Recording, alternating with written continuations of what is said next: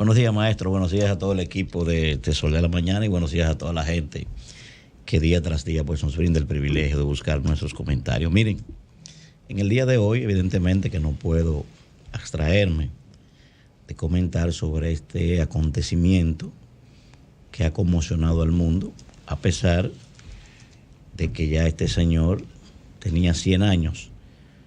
Hablo de la muerte de quien yo considero es una leyenda, ¿verdad? Estamos hablando, señores, de que Henry Kissinger, sin duda alguna, con sus altas y sus bajas, como todos los seres humanos, se convirtió en un cíclope, sobre todo de la política exterior estadounidense, y una figura preponderante de la geopolítica a nivel global. Probablemente el hombre de mayor influencia en todo el siglo XX, no solo en Estados Unidos, sino en gran parte de la arquitectura geopolítica que existe al día de hoy. Y quiero rápidamente ir refiriéndome a varias de las facetas en las que este hombre pudo haber accionado para que la gente tenga una idea de lo que estamos hablando.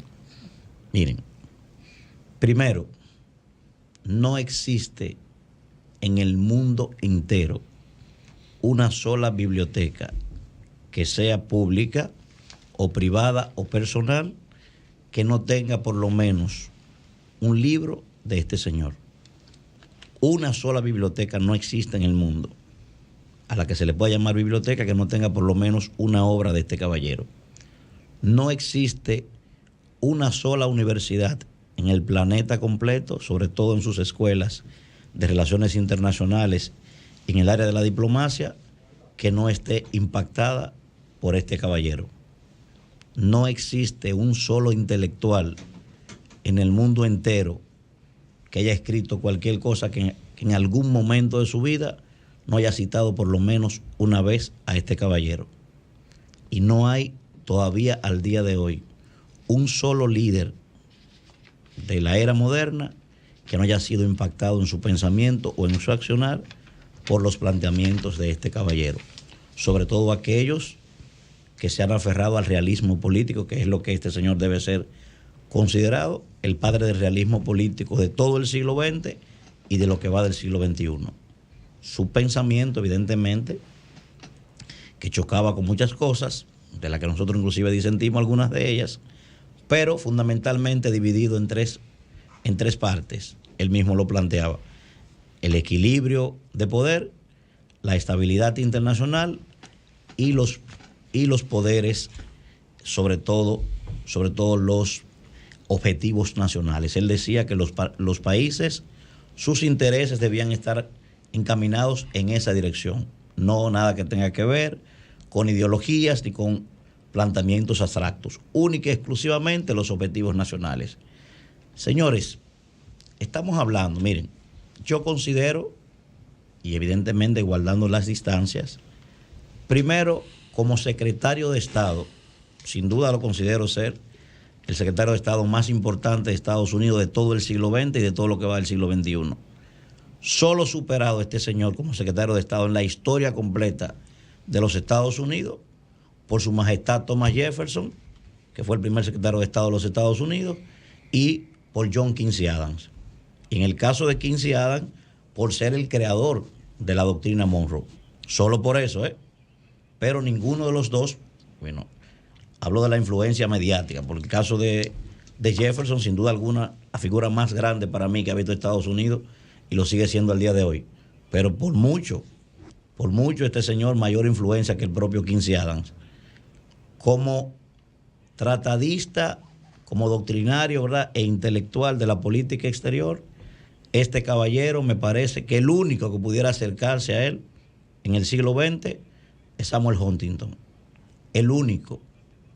Y como especialista de la geopolítica, los únicos que pudieran compararse con este señor en Estados Unidos, por lo que significaron, el almirante Alfred Meinham, creador de la Escuela del Poder Naval que tiene Estados Unidos todavía el día de hoy, y Nicolás Spikeman, que es el creador de toda esa estructura que tiene Estados Unidos desplegada en las bases militares, sobre todo en Asia y en Eurasia.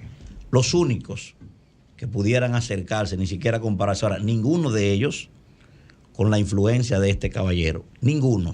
Es más, parte de la arquitectura geopolítica de Estados Unidos, la visión de política exterior que tiene todavía al día de hoy, se le debe a este caballero. Sin duda alguna lo considero ser el von Bismarck estadounidense.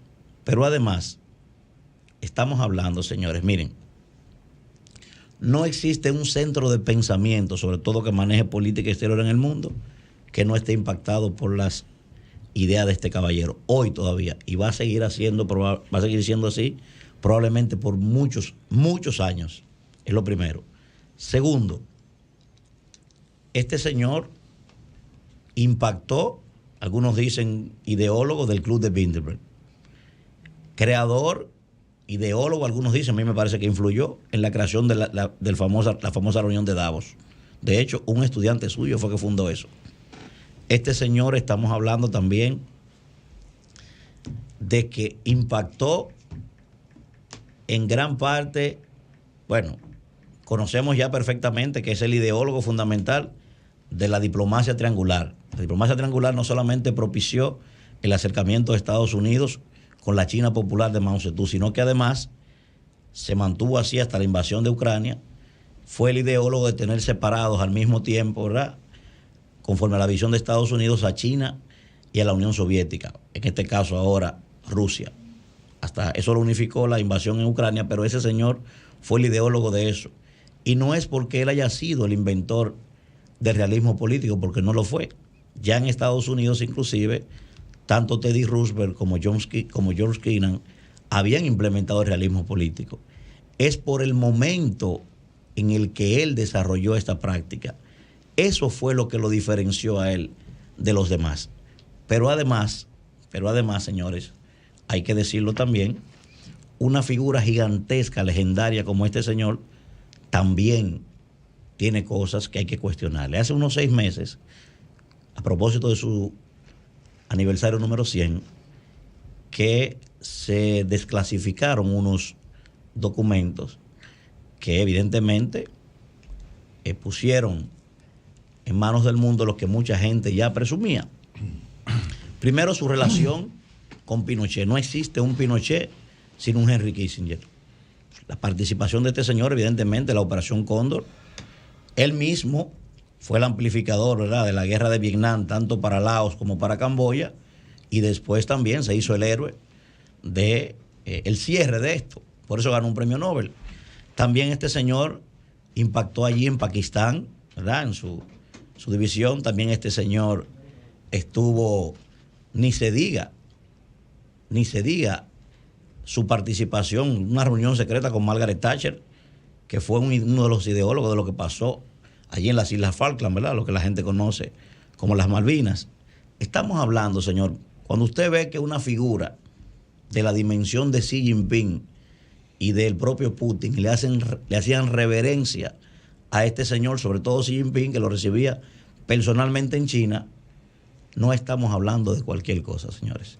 Repito, un individuo que disentía yo en muchísimas de las cosas de su visión, pero me parece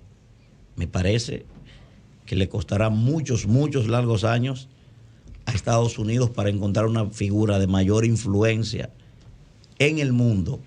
Ya lo he dicho, no existe, partan de ahí, una sola universidad en todo el planeta Tierra que en sus escuelas de relaciones internacionales y en sus bibliotecas y en sus tesis o en sus monografías no haya por lo menos una cita de este señor que considero una leyenda. Don Julio. Cambio y fuera.